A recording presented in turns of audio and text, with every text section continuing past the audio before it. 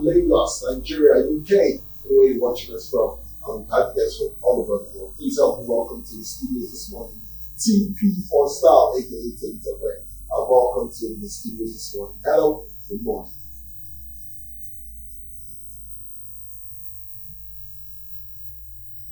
Hello, Mr. Kelly. What's up, now? How you doing, my brother? I'm good, and you? It's good to have you on the show this morning. I kept saying that I'm having a true Nigerian legend come through, and you moved beyond the Jersey stage. You're the Jersey that's scattering the world out. You are an international fashion icon, and it's testament to hard work and the fact that you're doing so much. So I want to say a big thank you for coming on the show. You're not in Nigeria. Anytime you're in Nigeria, we personally drag you into the studio, but hey, the effort is worth it. So thank you very much again. I will be happy to do that. I will be happy to thank you. All right. Let's tell you about who we have on the screen today. This man is my brother, and I've known him for a very long time, for years. But you guys don't know him, so let me introduce you properly. His name is TP4STYLE. That's his stage name, or that's his moniker, if you want to say. He's a Nigerian-born multidisciplinary artist whose journey in art and design is characterized by resourcefulness, resilience, and a mission to make fashion accessible to all. Growing up in an environment with limited fashion influences, TP4STYLE first embraces creative side through drawing, painting, fashion illustration, and digital art. His journey began modestly, transforming 50 pounds worth of fabric from local markets in Aswani into unique, sustainable fashion pieces. Today, he challenges the exclusivity of fashion by incorporating pre-loved materials, promoting inclusivity in every creation. TP4 attended Ajawa Estate Senior Grammar School, Lagos, before pursuing a degree in general arts at Yaba College of Technology, where he completed his studies in 2014. His early passion for design manifested in creating album covers and illustrations, forming the foundation of his clothing designs and tell compelling stories.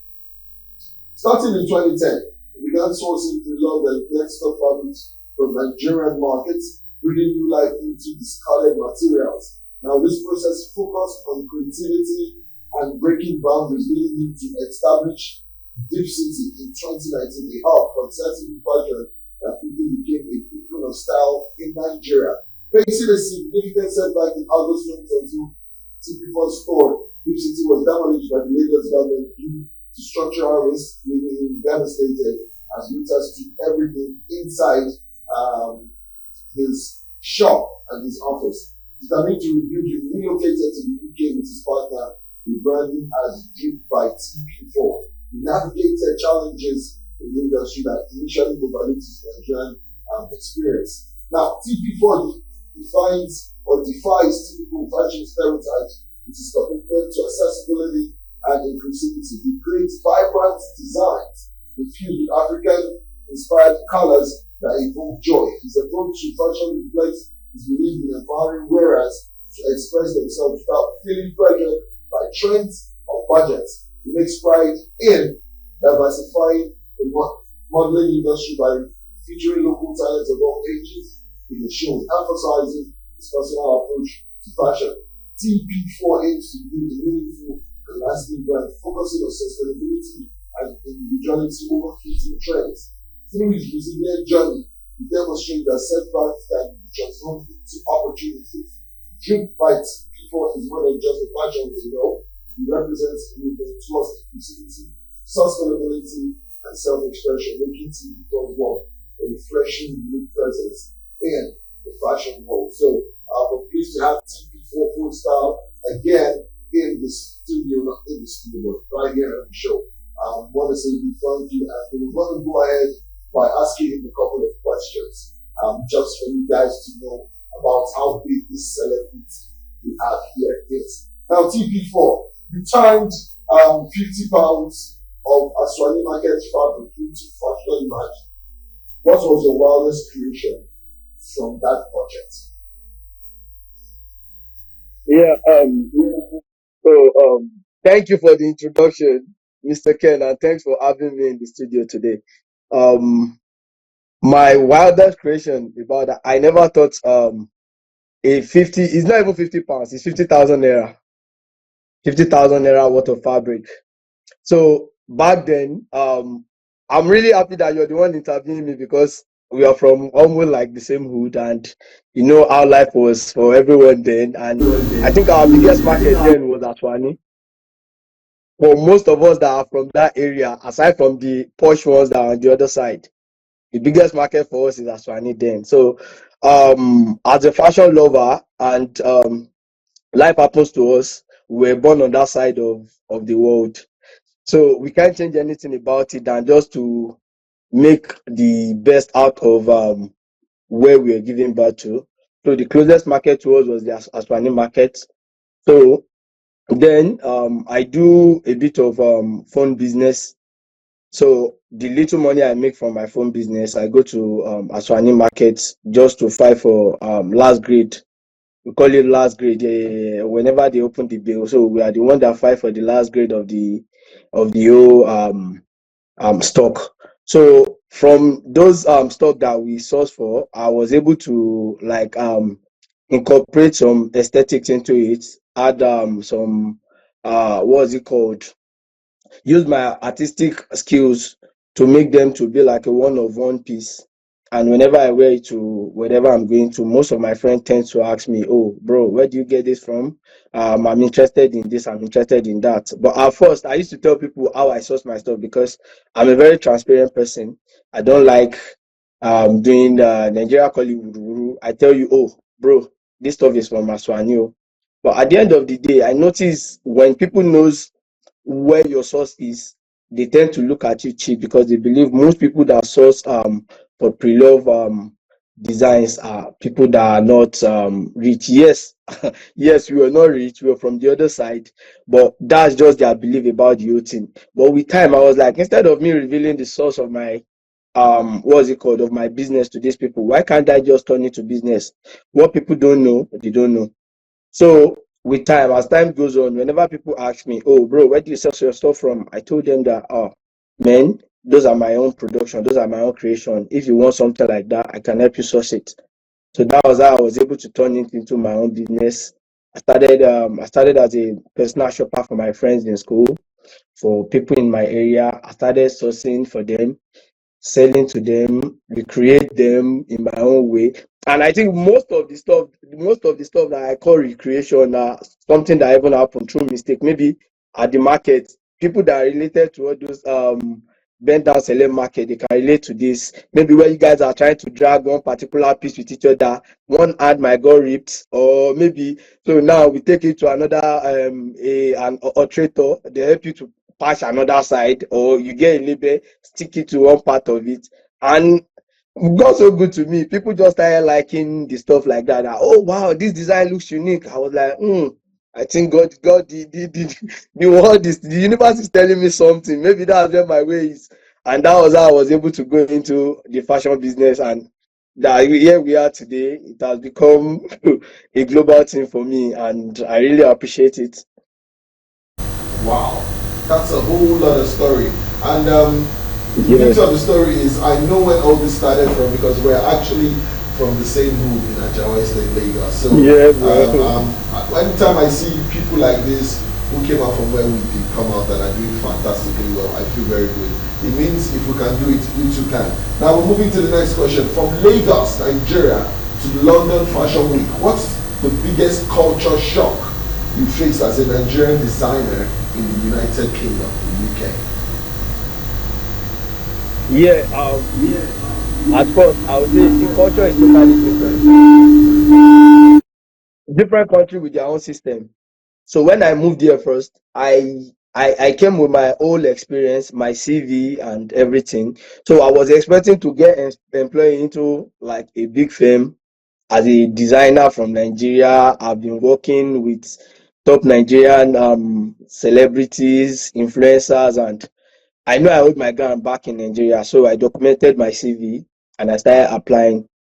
The biggest shock for me was I got rejected in almost everywhere. everywhere I submit my CV, they'll be like, "Oh, have you got the UK work experience? No. Have you worked in the UK industry? No." So that no for you means you have to start from scratch again. So that's the biggest shock of my life. I was like, oh, with the whole thing that I documented in this CV, and I'm even showing evidences that, oh, I've been doing this, I'm here. They don't really care about that. You just need to start from scratch. And I really appreciate the fact that they made me started from scratch. I've realized a lot of new things. I've learned how to blend into the system. I know how their system works here. So it has really helped me in a very good way to even improve myself personally as a designer. So I'm really grateful about that as well. I'm grateful about that. All right, that's a good one. Now, Drip by TP4, a fashion brand that you started with your partner. It's Yeah. a huge one now in the UK and Nigeria. Now, we know that Drip 4, TP4 isn't just fashion, it's obviously a movement. What's the boldest statement your clothes have ever made? Anywhere. What's the boldest statement your clothes have ever made? So internationally, the boldest statement my design made was at the British Fashion Award 2024, where my clothes was categorized among the best dress at the British Fashion Award 2024. Personally, I didn't get an invite to the event because I'm an emerging designer, so I'm not there yet. The British Fashion Council knew the people they are inviting.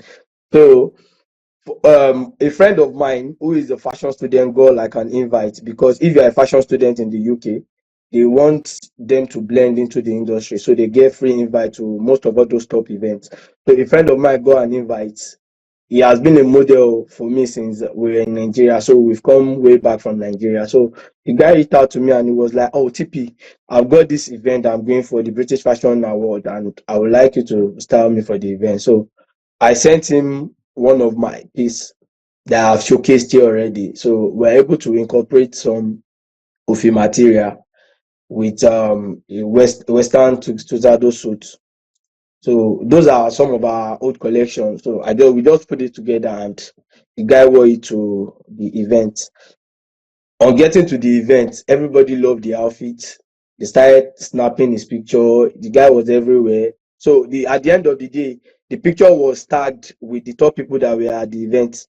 The likes of Rihanna and ASAP Rocky, the British Vogue chief editor. I was like, how do we make this slide? Because everyone that were on that slide were the top people that were invited to the event. We are not even on that level at all. So I was like, this is a good inspiration for me for our design to be here, and it was recognized. I was like, I think the design have a place here. So I was really grateful seeing our design being able to compete with the top people at the event. It's really a breaking ground for me. So that's a big one for me. All right. Aside from the fact that you started clothes, picking up clothes in Aswani, you also started with sketch pads, album covers, and market fabrics. Now, let me ask you, TP4, did you always know that you end up in fashion? If yes, when did you know specifically that you were going to end up doing what you're doing right now? I didn't know I would end up in fashion. I would say it was my friends that discovered me as a fashion designer. I didn't discover myself. The only thing I know is that I'm a fashion lover. I like dressing well. I do my thing. Then I was even more of a business person. I sell phones at Ladipo Market. So whenever I go to the Ladipo Market, I do my phone deal. When I'm coming back, I made a little gain. I stop by. There are some people that do sell all this bill. So I pick one or two outfits, then I go back home. So whenever I go home, people tend to like the outfits too. And I'll be like, oh, okay, well, is there something for me in this fashion industry? Because every time people tend to ask the same question, bro, we love this outfit. How can we get this? I'll be like, I'm a phone seller. Ask me about the phone business, not about clothes. I'm not selling clothes yet, but I just want to dress well. patronize my phone. I have phones to sell. Not, but I think the question keep coming more about the clothes I put on than the phone I'm selling. That was how I was able to switch a bit into it. If I go to the market, I get two outfits, I'll tell people that okay, this one is for sale, this one is for me. And people will end up buying the one that I'm wearing on myself. They will tell me that this is the particular one. I've been on set before to style a celebrity, and at the end of the day, the celebrity was telling me that um he thinks he preferred the outfit I'm putting on than the one I'm giving him. I was like, but we had a mood board, and this is what we concluded on. How come you've been attracted to the one I'm putting on? They said they just like the way I styled it, and I told him that okay, when you're going on your tour, I think I'll send it along with other stuff you will be putting on. So I didn't discover myself as a designer. It was my friends, people around me that discovered me as a designer, and I decided to monetize it as a business for myself. All right, nice one. Now, Lagos, Nigeria, the UK, US, Canada, Spain, Brazil, anywhere you guys are watching us from, you understand that we do have a legend right here that we're speaking with, a fashion icon who's also an entrepreneur doing business, TP4STYLE. To me, he's known as David. I've known him for a very long time now. I can afford to call him that. Don't call him that, we'll invite you. But anyways, let's go on this quick break because we have to watch and listen to something from the man himself, and then we'll be right back.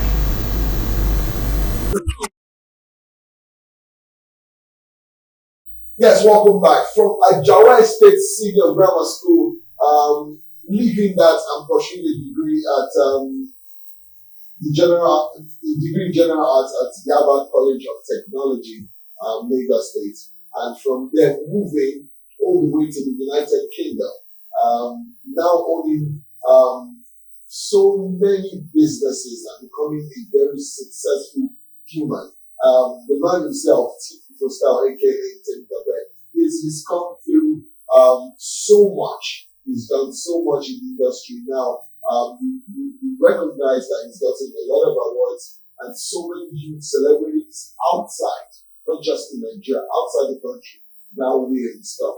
It's a testament to his resilience, his never die attitude, and his range of versatility. Now, a whole lot of you are scared of starting small. But I tell you the story of which I hope you learn from this one, because I know the story particularly because we grew up together. And I tell you this, we started from zero to look at where it is today. Help us welcome back TP4STYLE, and we're here asking him a couple of questions. He's been telling about his journey into stardom and making sure that he is one of the voices in fashion, not just the voice to talk. His piece, his masterpieces, his clothing line, everything speaks for him. And that's something we love. Now, and welcome back to TP4. Now, music and arts, music and fashion often go hand in hand and vice versa. Now, I'll ask you this. If your fashion style or your fashion had a playlist, which three songs would describe your current vibe? Which three songs do you feel would, describe your current vibe? So I would say a particular song. I would say an artist because I love all their album. So number one, Asha, any of Asha song, that's me.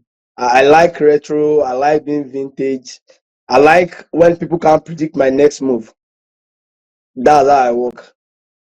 I love Asha so much. So if I'm a music, my style will be Asha songs. And if I think Asha number one, Brimo number two, and number three is a new artist. I'm not sure a lot of people know about him yet. Jacob Hunter. All right. Jacob Hunter. So yeah, any of the song as well. That's me. All right, we'll go with that one. Now, your designs, all right, joy, culture, and rebellion. What does your style say that words can't? When they look at your style, your styling of clothes, what does it say that words can't? Just by looking. So my style, I like it when you step into a room and everybody are staring at you. There are a lot of word can't say because of how the world is now. So I just want to pass a message through my outfit. Whenever I step into the room, people keep staring. Like there was a time I was working with a model. This model is a military personnel. So he met me and he was like, "Oh, TP, I've always had passion to be a model, but due to what people would think about my professional, I'm not sure I can go into that." So I told him that we can create a piece for you that will still make you work confidently as a fashion model, and at the end of the day, people won't even know you're the one there. He was like, how is that possible? So I created a piece for him. He was wearing like a mask, but it was part of the piece. Then I did a painting on the piece on the suits, which wrote "We are different" on that. So we had a fashion show. We call it the Cardi Street Fashion Show. So whereby people will walk from on the streets from the particular location we started to the city center. So he was able to work on the show. Everybody was staring, snapping that who is the man behind the screen, behind the camera. They don't know the person. So he walked confidently on the streets.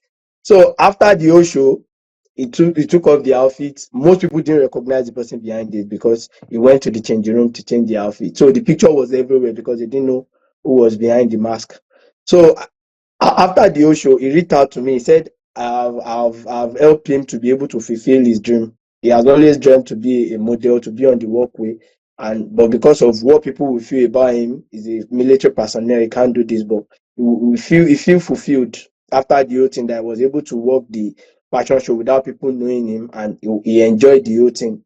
So I feel fulfilled myself that I was able to create that without people like stigmatizing him because he's a military personnel. He was able to work the show confidently, and I think with that he was able to rebuild the confidence that he still has something in the fashion industry for him. He can still be whatever I want to be without people saying words to you, and you still enjoy your thing. And another one was designing for a 63 years old woman who has totally lost her confidence in becoming a model. She told me that when she was younger, she wanted to become a model, but she was so busy with raising up her children, family issue, working as a professional. But now she's 63. She didn't think she can still become a model. So I was like, for my own kind of style, there's room for everyone. As long as you're ready, I will always create a piece for you that you will enjoy. So she worked in two of my shows, one at Swansea, the other one at Cardiff as well. And she posted it everywhere. Her granddaughter and son were like, "Oh, our grandma is now a model." So putting that smile on people's face and making them to be able to be who they want to be without the word trying to criticize them or whatever is something that I enjoyed about my design. Making people to be able to be themselves is really important to my design. So I made that bold statement for them without them being criticized by people around them. So that's a very good one for me. All right, from BBC Features to the British Fashion Awards. Now, TP4, what's the most surreal moment you've had so far? Uh, the most surreal moment for me was when I won the Portrait of Britain.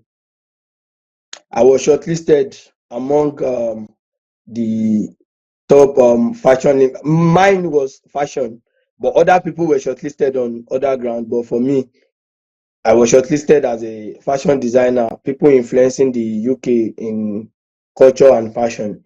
So the moment I saw myself on the billboard, I didn't know how big it was for me. I was just shortlisted for the stuff.